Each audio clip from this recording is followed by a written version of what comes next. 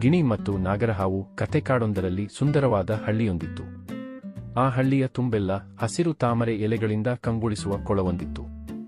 ಈ ಕೊಳದಲ್ಲಿ ವಾಸವಾಗಿದ್ದವು ಒಂದು ಮುದ್ದಾದ ಗಿಣಿಯ ಮರಿ, ಎಲ್ಲರಿಗೂ ಮುದ್ದು ಗಿಣಿಯಿ ಎಂದೇ ಪ್ರೀತಿಯಿಂದ ಕರೆಯಲ್ಪಡುತ್ತಿತ್ತು. ಮುದ್ದು ಗಿಣಿಯ ಗಂಗೊಳಿಸುವ ಕಿರುಗಂಟೆ, ಚಿನ್ನದಂತೆ ಹೊಳೆಯುವ ಗರಿಗಳು ಮತ್ತು ತುಂಟಾಟದ ಸ್ವಭಾವ ಎಲ್ಲರ ಮನಸ್ಸನ್ನು ಕದಿಯುತ್ತಿತ್ತು.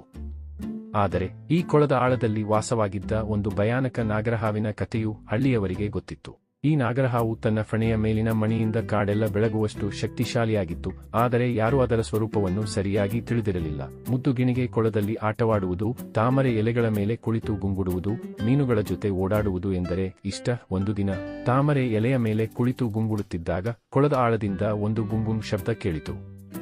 ಮುದ್ದು ಗಿಣಿ ಕುತೂಹಲದಿಂದ ಕೆಳಗೆ ಒರಗಿತು. ಆಗ ನೀರಿನಿಂದ ಒಂದು ದೊಡ್ಡ ಫಣೆ ಎದ್ದು ತನ್ನ ಕಣ್ಣುಗಳಿಂದ ಮುದ್ದು ಗಿಣಿಯನ್ನು ದಿಟ್ಟಿಸಿತು. ಅದು ನಾಗರಹಾವು. ಆದರೆ ಮುದ್ದು ಗಿಣಿಗೆ ಭಯವಾಗಲಿಲ್ಲ. ಅದರ ಕಿರುಗಂಟೆಯಿಂದ ನೀನು ಯಾರು ಎಂದು ಕೇಳಿತು. ನಾಗರಹಾವು ತನ್ನ ಗಂಭೀರ ಧ್ವನಿಯಲ್ಲಿ, ನಾನು ಈ ಕೊಳದ ರಕ್ಷಕ ನಾಗರಾಜ. ಯಾರಾದರೂ ನನ್ನ ಸ್ಥಾನಕ್ಕೆ ತೊಂದರೆ ಮಾಡಿದರೆ ಅವರನ್ನು ಕಬಳಿಸುವೆ ಎಂದು ಗುಂಗಿತು. ಮುದ್ದು ಗಿಣಿ ತನ್ನ ಮುಗ್ಧ ಗುಂಗುಡಿನಿಂದ, ನಾನು ಯಾರಿಗೂ ತೊಂದರೆ ಕೊಡುವುದಿಲ್ಲ. ನಾನು ಇಲ್ಲಿ ಆಟವಾಡಲು ಬಂದೆ. ನೀನು ಜೊತೆಗೆ ಆಡುವೆಯಾ ಎಂದು ಕೇಳಿತು. ನಾಗರಾಜನಿಗೆ ಈ ಧೈರ್ಯದ ಮಾತು ಆಶ್ಚರ್ಯವನ್ನುಂಟು ಮಾಡಿತು. ಯಾರೂ ಇದುವರೆಗೆ ತನ್ನ ಜೊತೆ ಸ್ನೇಹದಿಂದ ಮಾತನಾಡಿರಲಿಲ್ಲ. ಕೆಲವು ದಿನಗಳ ನಂತರ ಮುದ್ದು ಗಿಣಿಯ ತುಂಟಾಟದ ಸ್ವಭಾವಕ್ಕೆ ನಾಗರಾಜ ಕರಗಿ ಹೋಗಿತು. ಅವನು ಕೊಳದ ಆಳದಿಂದ ಎದ್ದು ಮುದ್ದು ಗಿಣಿಗೆ ಕೊಳದ ರಹಸ್ಯಗಳನ್ನು ತೋರಿಸತೊಡಗಿದ. ಒಂದು ದಿನ ನಾಗರಾಜ ತನ್ನ ಫಣೆಯ ಮಣಿಯಿಂದ ಕೊಳವನ್ನು ಬೆಳಗಿಸಿದಾಗ ಮುದ್ದು ಗಿಣಿ ಆಶ್ಚರ್ಯದಿಂದ ಕುಣಿಯಿತು.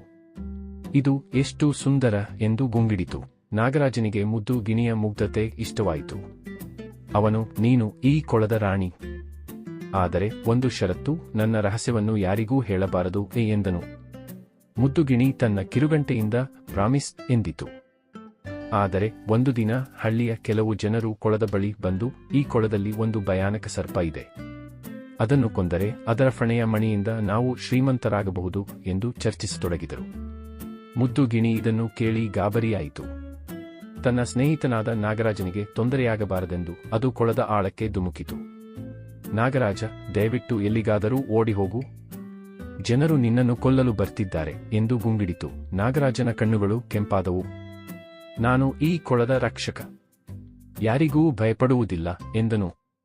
ಆದರೆ ಮುದ್ದು ಗಿಣಿಯ ಕಾಳಜಿಯಿಂದ ಅವನ ಹೃದಯ ಕರಗಿತು. ನೀನು ನನ್ನ ನಿಜವಾದ ಸ್ನೇಹಿತೆ. ನಿನಗಾಗಿ ನಾನು ಈ ಕೊಳವನ್ನು ಬಿಟ್ಟು ಹೋಗುವೆ ಎಂದನು. ಆದರೆ ಆ ರಾತ್ರಿಯೇ ಹಳ್ಳಿಯವರು ದೊಡ್ಡ ಜಾಲವನ್ನು ತಂದು ಕೊಳದಲ್ಲಿ ಹಾಕಿದರು. ನಾಗರಾಜ ಜಾಲದಲ್ಲಿ ಸಿಕ್ಕಿಬಿದ್ದನು. ಮುದ್ದು ಗಿಣಿ ಇದನ್ನು ಕಂಡು ಗಾಬರಿಯಾಯಿತು. ಆದರೆ ಮುದ್ದು ಗಿಣಿಯ ಚಿಕ್ಕದಾದ ದೇಹದಲ್ಲಿ ದೊಡ್ಡ ಧೈರ್ಯವಿತ್ತು. ಅದು ತಾಮರೆ ಎಲೆಗಳ ಮೇಲೆ ಕುಣಿದು ಹಳ್ಳಿಯವರ ಗಮನವನ್ನು ಸೆಳೆಯಿತು. ನೋಡಿ ಚಿನ್ನದ ಗಿಣಿ ಎಂದು ಜನರು ಗದ್ದಲ ಮಾಡಿದರು. ಈ ಗೊಂದಲದಲ್ಲಿ ಮುದ್ದು ಗಿಣಿ ತನ್ನ ಚಿಕ್ಕ ಚೂಪಾದ ಬಾಯಿಯಿಂದ ಜಾಲವನ್ನು ಕಿತ್ತಿತು. ನಾಗರಾಜ ಜಾಲದಿಂದ ಬಿಡುಗಡೆಯಾದನು. ಆದರೆ ಅವನ ಕೋಪ ತಡೆಯಲಾಗದೆ ಇತ್ತು. ಅವನು ಫಣೆಯನ್ನು ಎತ್ತಿ ಜನರಿಗೆ ಭಯ ತೋರಿಸಿದನು. ಜನರು ಓಡಿಹೋದರು. ನಾಗರಾಜ ಮುದ್ದು ಗಿಣಿಯ ಕಡೆಗೆ ತಿರುಗಿ, ನೀನು ನನ್ನ ಪ್ರಾಣ ಉಳಿಸಿದೆ. ಈಗಿಂದ ನಾನು ಯಾರಿಗೂ ತೊಂದರೆ ಕೊಡುವುದಿಲ್ಲ. ಆದರೆ ಈ ಕೊಳವನ್ನು ಬಿಟ್ಟು ದೂರದ ಕಾಡಿಗೆ ಹೋಗುವೆ ಎಂದನು. ಮುದ್ದು ಗಿಣಿಗೆ ಬೇಸರವಾಯಿತು. ಆದರೆ ತನ್ನ ಸ್ನೇಹಿತನ ಸುರಕ್ಷತೆಗಿಂತ ಬೇರೆ ಏನೂ ಮುಖ್ಯವಾಗಿರಲಿಲ್ಲ. ನೀನು ಎಲ್ಲಿಗೆ ಹೋದರೂ ನಿನ್ನ ಸ್ನೇಹ ನನ್ನ ಜೊತೆ ಇರುತ್ತೆಯಾ ಎಂದಿತು. ನಾಗರಾಜ ತನ್ನ ಫಣೆಯ ಮಣಿಯಿಂದ ಒಂದು ಚಿಕ್ಕ ಜ್ಯೋತಿಯನ್ನು ಮುದ್ದು ಗಿಣಿಗೆ ಕೊಟ್ಟನು. ಇದನ್ನು ಇಟ್ಟುಕೋ, ಇದು ನಮ್ಮ ಸ್ನೇಹದ ಸಂಕೇತ ಎಂದನು. ಆ ರಾತ್ರಿಯೇ ನಾಗರಾಜ ಕೊಳವನ್ನು ಬಿಟ್ಟು ದೂರದ ಕಾಡಿಗೆ ಹೋದನು. ಮುದ್ದು ಗಿಣಿ ಆ ಜ್ಯೋತಿಯನ್ನು ತಾಮರೆ ಎಲೆಯ ಮೇಲೆ ಇಟ್ಟು ಕೊಳದಲ್ಲಿ ಗುಂಗುಡುತ್ತಿತ್ತು. ಹಳ್ಳಿಯವರು ಆ ಕೊಳಕ್ಕೆ ಮುದ್ದು ಕೊಳ ಎಂದು ಕರೆಯತೊಡಗಿದರು.